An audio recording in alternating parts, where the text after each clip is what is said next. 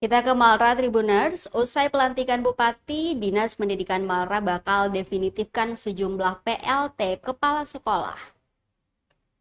Dinas Pendidikan Kabupaten Maluku Tenggara atau Malra bakal mendefinitifkan sejumlah kepala sekolah tingkat SD dan SMP usai pelantikan Bupati dan Wakil Bupati terpilih periode 2025-2030.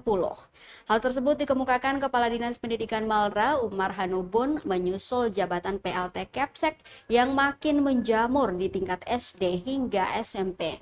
Menurutnya, langkah ini diambil guna memaksimalkan tugas dan tanggung jawab Kepsek. Untuk diketahui, Pilkada Malra 2024 dimenangkan oleh pasangan nomor urut 3, Muhammad Taher Hanubun dan Carlos Viali Rahantoknam atau MTHVR.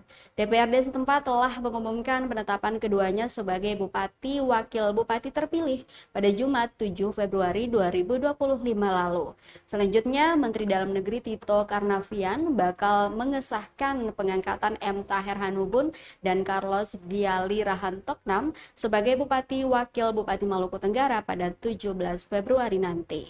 Bersama dengan seluruh kepala daerah terpilih, mereka akan dilantik secara serentak pada 20 Februari 2025 di Istana Negara oleh Presiden Prabowo Subianto. Kurang lebih ada beberapa sekolah di kabupaten ini masih PLT.